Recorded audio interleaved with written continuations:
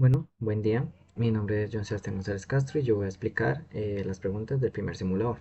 Entonces, la primera pregunta es ¿cómo se relaciona el movimiento horizontal con el movimiento rectilíneo uniforme? Para verlo, pues vamos a activar aquí los vectores de velocidad.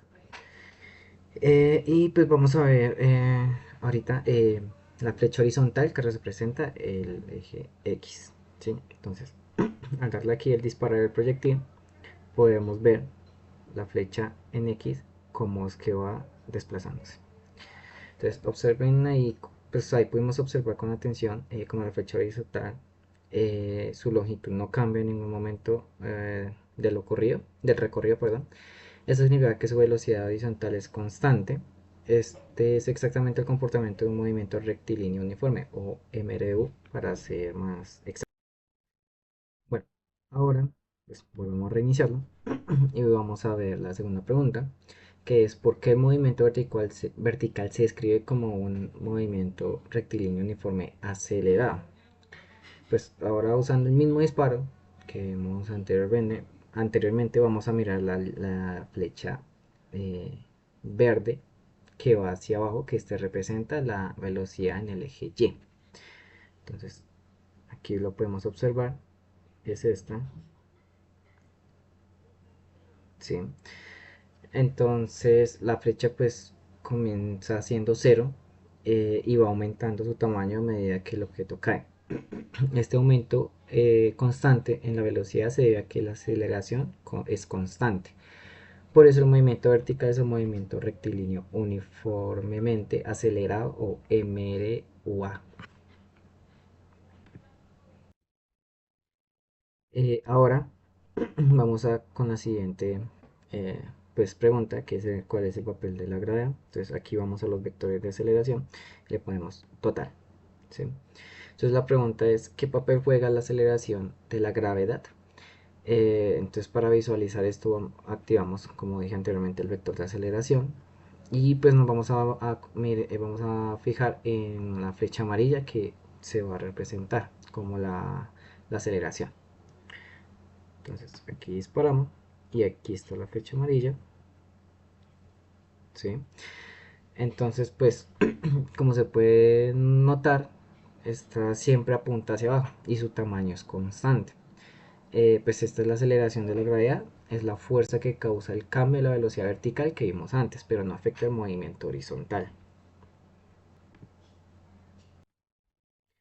Bueno, ahora vamos a mirar la siguiente pregunta, pues que es ¿cuál es la influencia de la velocidad inicial horizontal? Entonces, ¿cómo influye la velocidad inicial horizontal en la distancia recorrida? Entonces lo que vamos a hacer es que vamos a coger esto, lo vamos a colocar en el primer tiro que teníamos, vamos a quitar los vectores de velocidad, ¿sí?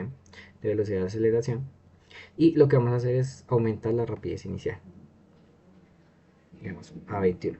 Y ahora vamos a mirar cómo pues la distancia es aún mayor.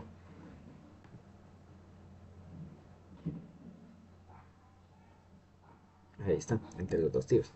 Entonces, pues podemos observar que al aumentar la velocidad inicial, el proyectil llegó mucho más lejos. Esto demuestra que la distancia horizontal o el alcance es directamente proporcional a la velocidad inicial horizontal. ¿Listo? Entonces, para la última pregunta, borraremos todo, ¿sí? Eh, Activaremos otra vez los vectores de velocidad y los vectores de aceleración, ¿sí? Y pues la pregunta dice, ¿en qué dirección se comporta como MRUA o en qué dirección como MRU? Sí, entonces vamos a resumir esto con un disparo en ángulo. Entonces pues vamos a observar las flechas, ¿sí? Vamos a aumentar, vamos a disminuir la velocidad un poco para que no se vayan muy lejos. Y vamos a aumentar el ángulo de disparo a unos 45 grados, ¿sí?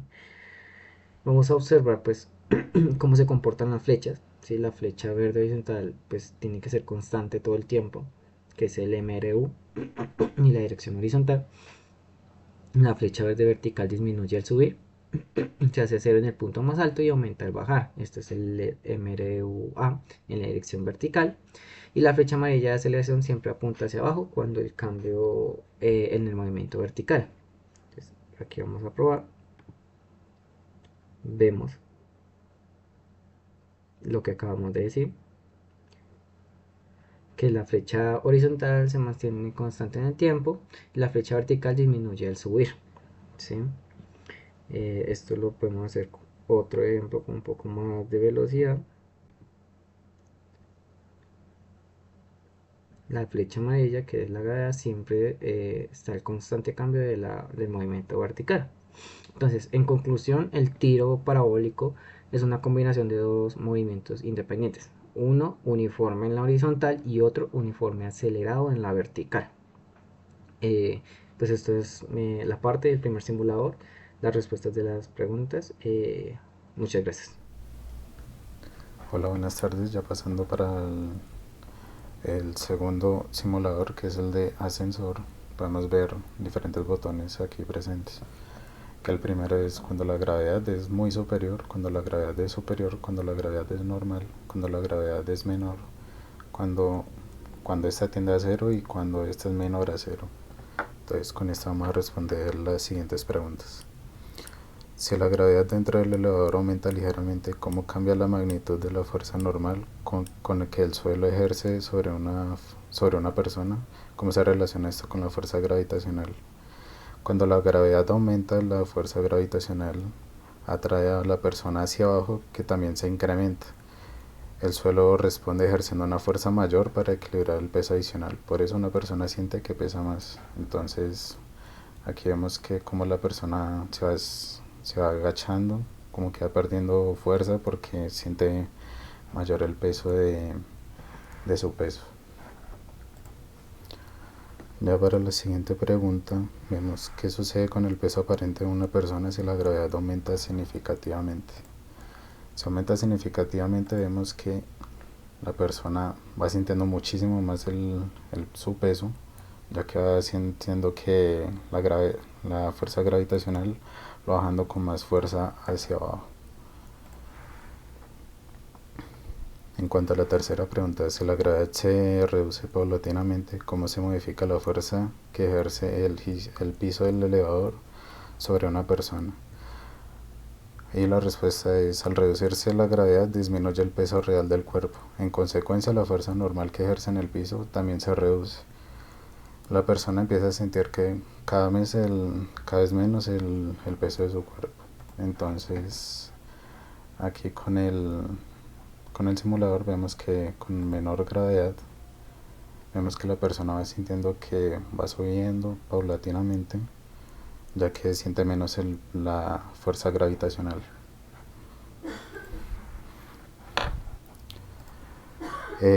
Quinta pregunta. ¿Qué sucede con la fuerza normal cuando la gravedad es cero? ¿Qué tipo de movimientos describe el ocupante? Entonces, aquí con el simulador, cuando la fuerza gravitacional es cero, vemos que el sujeto empieza a subirse, digamos que empieza a separarse del suelo, ya que no tiene atracción gravitacional y por lo general siempre va a tender a alejarse del cuerpo, de la superficie donde está parado.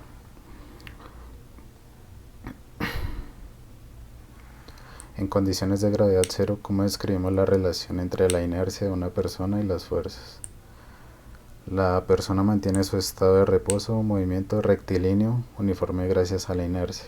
Al no haber fuerzas gravitacionales que la traigan hacia abajo, no hay oposición de este principio. Entonces vemos que, como ya lo hemos visto en el punto que acabo de describir, es que si ponemos cero, vemos que el sujeto, como ya no está atraído hacia el suelo, empieza a alejarse.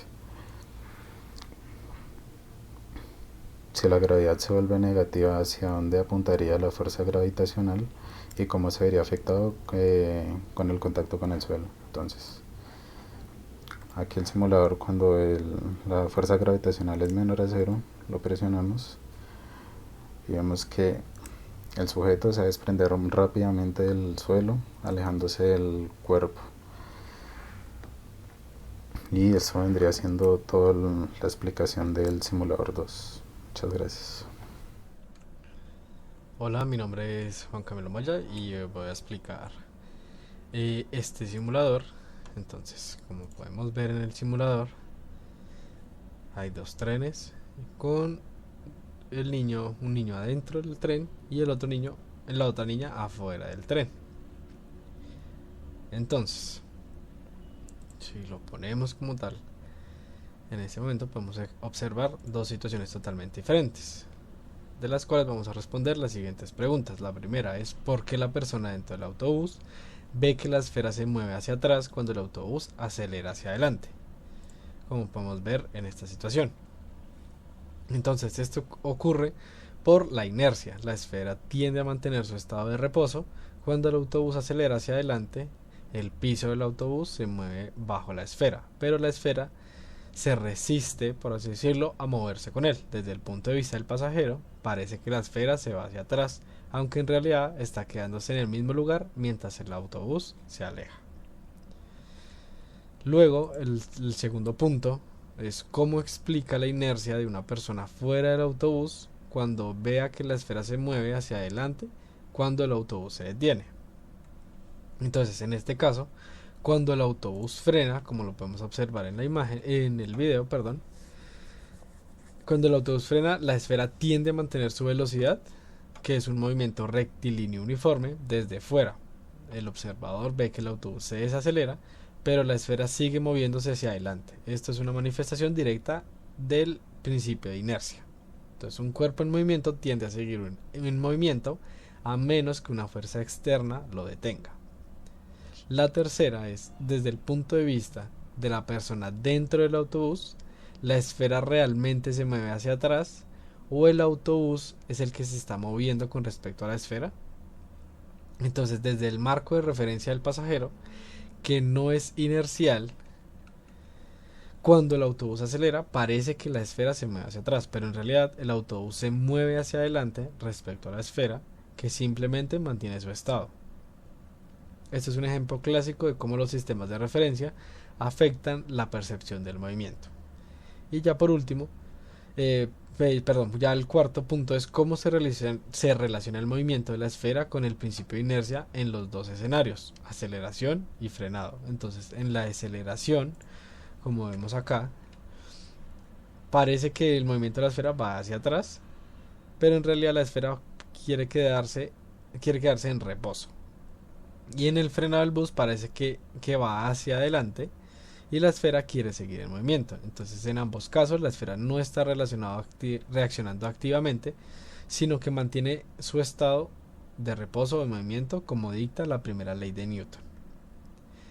Entonces, el quinto es por qué la esfera parece no moverse para una persona que la observa desde afuera del autobús, si el autobús mantiene la velocidad constante. Entonces, porque en este caso no hay aceleración, el autobús y la esfera se mueven juntos a la misma velocidad. Desde el punto de vista externo, un sistema de referencia inercial, no hay fuerza neta actuando sobre la esfera, por lo tanto no hay un cambio de movimiento.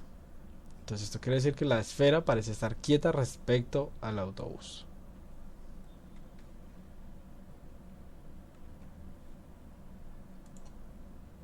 Esto es lo que nos representa el simulador, dándonos las dos perspectivas, la perspectiva del niño dentro del autobús y la perspectiva de cómo ve la esfera la niña que está fuera del autobús, que dependiendo de las posiciones en las que ellos están, pueden que vean el comportamiento de la esfera de manera distinta.